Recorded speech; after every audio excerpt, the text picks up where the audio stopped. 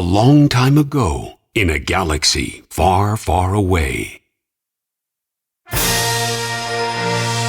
Star Wars. Episode 9. Duel of the Fates. The iron grip of the First Order has spread to the furthest reaches of the galaxy. Only a few scattered planets remain unoccupied. Traitorous acts are punishable by death. Determined to suffocate a growing unrest, Supreme Leader Kylo Ren has silenced all communication between neighboring systems. Led by General Leia Organa, the Resistance has planned a secret mission to prevent their annihilation and forge a path to freedom.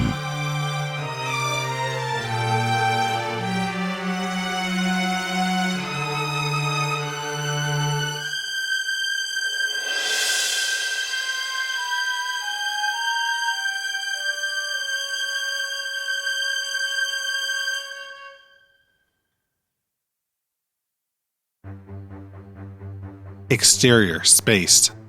A rich tapestry of stars reaching beyond all we know.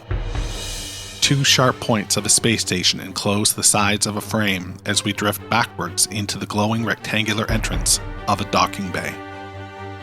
Interior, Quat orbital ring. Docking bay. Day. A First Order transport touches down. A wide platform descends, revealing a variety of droids. A graphite BB unit carefully splits off from the group. Interior, Quat orbital ring. Corridor. Day. The graphite BB unit swerves to avoid a brutish labor droid, scraping BB's spherical side against the wall. His head tilts down, checking a scuff in his paint, revealing orange beneath. It's BB-8, deep undercover. He lets out a familiar "uh-oh" and rotates the orange scuff beneath his head. Interior, surveillance den, Quat moon. Day. A comm device blinks in a cramped room stacked with recycled Imperial gear. Rose Tico, adventure-worn and battle-ready, grabs it with gloved hands. BB-8, you in? BB-8 beeps affirmative. Rose looks up through the broken roof at the orbital ring in the sky above. Star Destroyers protrude from it like spikes on a punk bracelet. I need eyes on the checkpoint. Interior, Quat, orbital ring. Day. BB-8 plugs into a SCOMP terminal, anxious, tense. Out the window, the glowing Quat moon, sun cresting its horizon. Interior, surveillance den, Quat surface, day. A hollow monitor grid lights up, blurred and scrambled. Rose straps electro goggles over her cracked leather flight helmet. Attaboy. Rose's POV, the images unscramble, revealing a security checkpoint. The HUD zooms on an approaching dropship. Here they come. Exterior, Quat moon, security, checkpoint, day. The dropship touches down in a canyon of white and blue sedimentary rock, kicking up a storm of silver sand. Stormtroopers shield their eyes as the craft spits out a new batch of migrant workers from all corners of the galaxy. Aliens and humans submitting to the First Order in exchange for safety and a scrap of food. Stormtroopers funnel the migrants towards a weapons detector. We notice Finn, disguised in rags among them. Checkpoint. Keep your head down. A robed human nods, face hidden under dusty headwear. A bottleneck quickly forms. The ragged aliens bark at each other in a dozen languages. A beast like Drovinian shoves Finn. Whoa, hey, no trouble here. The Drovinian grabs Finn's neck with a single hand and lifts him up, teeth bared. Okay, trouble! The robed human steps between them. Poe Dameron. Easy, pal. Poe pulls a dried, three-eyed pectofish from a leathered pouch beneath his robe. Here, I couldn't finish it. The Drovinian eyes the fish. Drops Finn. Eats. We notice Poe's hand on a concealed blaster beneath his robe. Finn regains his footing, clenching his neck. Thanks. Poe shoots him a tense look. They move toward the scanner. How will we know if BB-8 hacked the mainframe? The weapons scanner alarms. Stormtroopers pull a mangy Godel out of the group. He pleads, pointing desperately to his metallic horns. Blasters fire. No. Poe and Finn step into the weapons scanner. Just as they enter, the machine shudders and clicks off. We lost power. Hold the line. Stormtroopers step in front of the scanner, blasters smoking. Finn and Poe eye each other, tense. Interior, Quat, orbital ring, day. BB-8 Scompling sputters and spins. A Stormtrooper drops a crate of spanners nearby. BB-8 startles as they clatter across the floor. Droid sweat. Exterior, Quat Moon, security checkpoint, day. The Stormtrooper smacks the console. It powers up again with our armed infiltrators standing inside it. No alarm. Go on, get moving. Our guys exhale. Still alive. Exterior, Quat Workers Colony, day. Poe and Finn pass through the border wall to reveal a vast migrant settlement, modular housing painted with colorful symbols from each worker's homeworld, a vibrant melting pot. The orbital ring looms above, connected to the planet's surface by a massive power shaft, plunged directly into the core. It glows blue with the ship fueling energy mined here. Poe locks eyes with Biss Kova, a furry alien watching from a machine shop. Biss taps his cheek. That's our guy. Nearby, a suspicious Tusken, face wrapped. The Tusken eyes Finn and Poe as they follow Biss Kova inside a hut. Interior, migrant hut, day. A big-cheeked, hairless alien baby bounces in a hanging sea cow stomach while Biss's partner, Dal Kova, brushes an unappetizing roast with melted fat. Rose emerges from behind a beaded curtain in the back. You said 2 days. I've been here 2 weeks. This place doesn't seem so bad. Good people, terrible food. Rose rolls a canvas map onto the table. This is our access point. She drops a holochip. It projects the orbital ring and the power shaft plunging from it into the moon's core. This power shaft delivers raw ore to the orbital ring. A detonation stream directly into the energy stream here will cause a chain reaction. A blinking holographic light shoots up into the orbital ring, causing a series of explosions around the entire structure. Take the whole thing down. Finn looks up through the broken roof at the orbital ring above. A dozen Star Destroyers fueling up. Along with their new fleet. How do we know they haven't detected BB-8's signature? The alien baby starts to cry. Rose picks up a rattle and shakes it.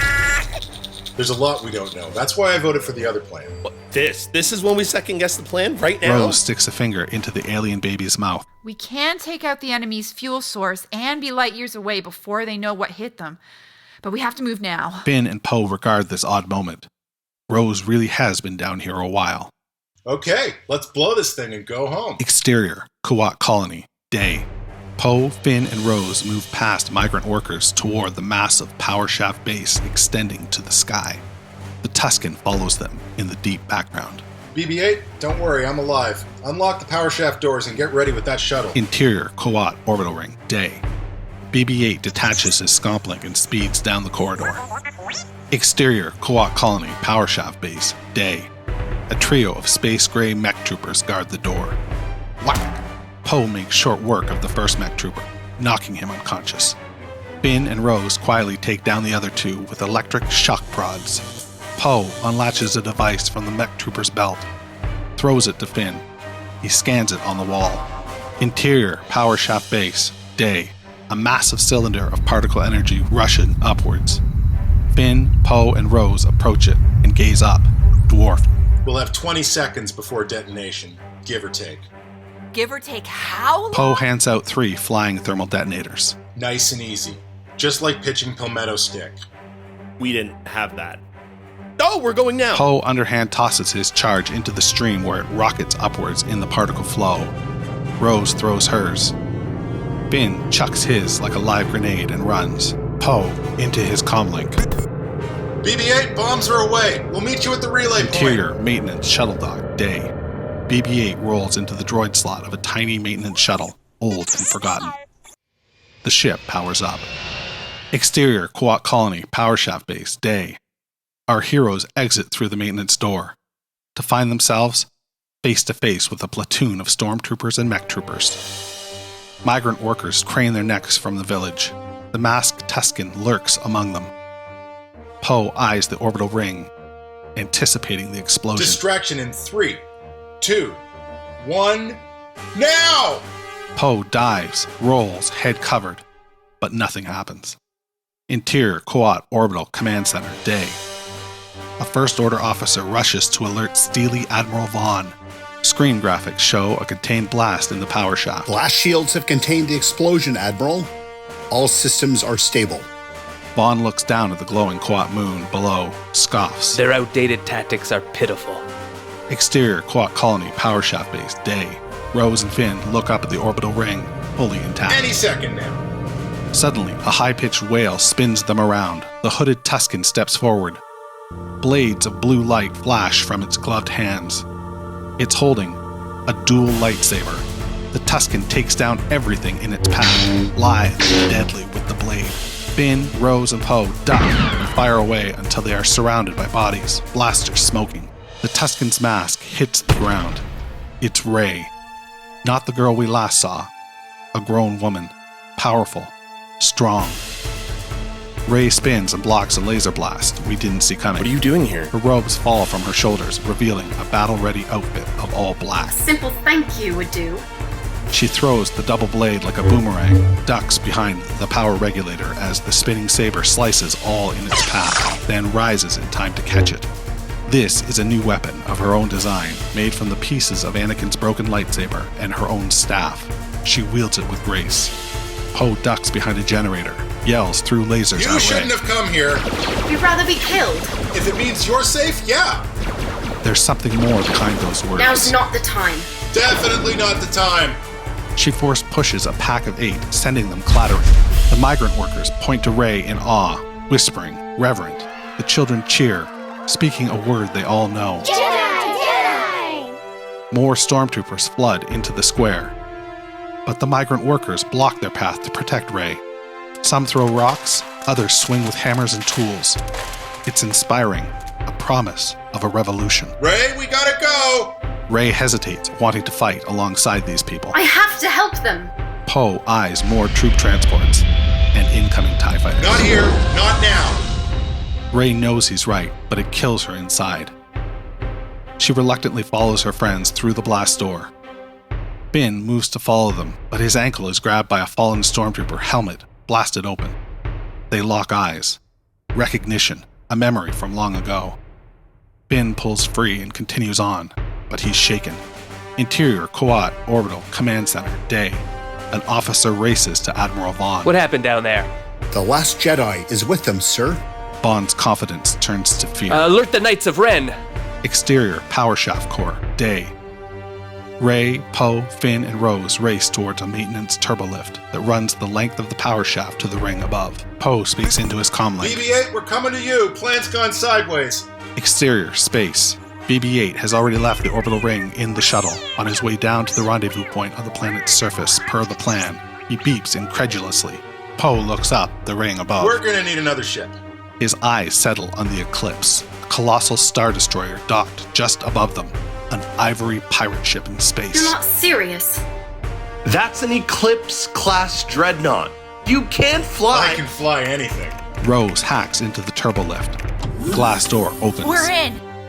Interior turbolift, day. The door slides shut, cutting off the sound. Clench everything.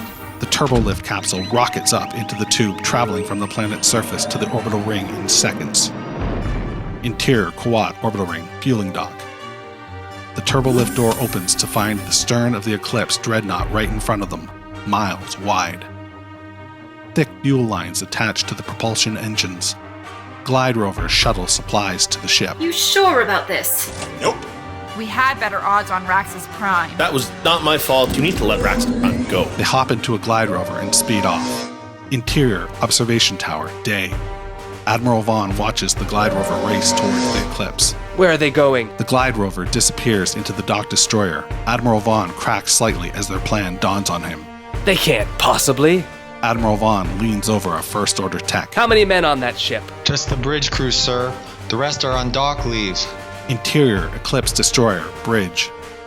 A massive navigational bridge dense with First Order crew. A laser blast spins them around. Rose cocks her heavy weapon. Finn seals the door. Who's in charge here? I am. Great, I'm your new pilot. Where does the pilot sit? Rey loses patience, waves her palm toward the It will officer. set a course for the Nirawan system. Set course for the Nirawan system. The crewmen turn and take their positions at the console, mind-tricked en masse. Poe and Rey take the helm, pressing buttons. guessing. Cold start the engines. We can jump right into hyperspace if we overheat the laser cannon drive. The exhaust will spill over. Into the propulsion systems. We can freeze the chamber. Poe looks to Ray as they flip switches, a gleam in his eye. Don't you see, you and I, how we... Not the time. Finn sits at a massive control board with hundreds of buttons. Okay, I'm going to need very specific instructions. Rose goes to work at the nav Shields console. up. Setting calculations for light speed. Let's go! Don't rush me. I messed this up and we fly right into the sun. Finn taps on a screen in front of him. The ship's exterior lights click on. I found the lights! I turned on the lights! One of the crew snaps out of his mind trick. Eyes spin. Who are... Whack! Knocks him out cold. Let's get somewhere fast. Working on it. Poe eases his hands into the Who steering uses an wheel. inverted control yoke? Exterior, Quat, orbital, space. The Eclipse roughly disengages and scrapes its way out. Fuel conduits unhinge and spit blue energy, slicing through the dock's infrastructure. The ship's exterior lights blink on and off in a patch grid. Heavy cannons fire on the Eclipse's shields. Interior, Eclipse destroyer, bridge, space. Poe leans back. The craft dips down. The black empty pod is where we should be pointed. I'm trying! Everything's backwards! Finn looks out the window at the planet rising into view as they tilt further down. I can fly anything. Poe gains control of the craft's trajectory, but not its axis. They are inverting. The planet rolls from the bottom of the massive front window to the top. Okay, we're rolling now. Do we have the droid? Exterior, space. BB-8's maintenance craft is hit, burning, engineless, 50 feet from the dock. He'll never make it. BB-8, now! BB-8 has to act. He ejects himself from the droid socket, floats 50 feet through cold, empty space, passes through the oxygen shield, and lands inside the hangar with a clang. Interior, Eclipse destroyer, bridge, day. BB-8 beeps affirmative on the comm link. We've got him! Rose's console flashes. Good for light speed. Ray leans past Poe and shoves the hyperdrive helve forward. Bars of light stretch out before them. Exterior, Quat, orbital ring, space. The Eclipse blurs and vanishes. Silence. We tilt up, stars raining down. Whoom! A jagged, sinister ship appears from hyperspace. Knife 9, shaped like an arrowhead with adjustable wings. We follow it back toward the orbital ring.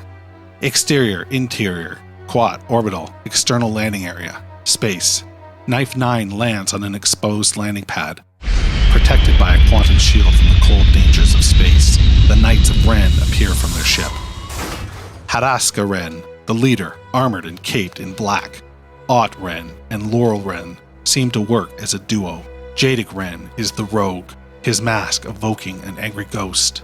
Hadaska eyes the scene in studied silence. He turns his ominous, masked gaze to Admiral Vaughn, here to meet him. We uploaded a veil cipher to the droid. You'll have her location the moment a probe is within range. Hadaska Ren draws his darksaber and cuts Vaughn down. A few stormtroopers instinctively raise their weapons. The other knights raise their heavy blasters.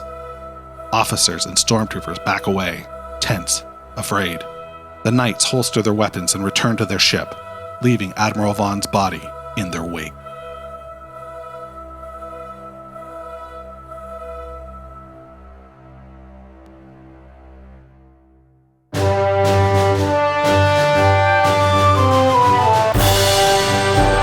Duel of the Fates.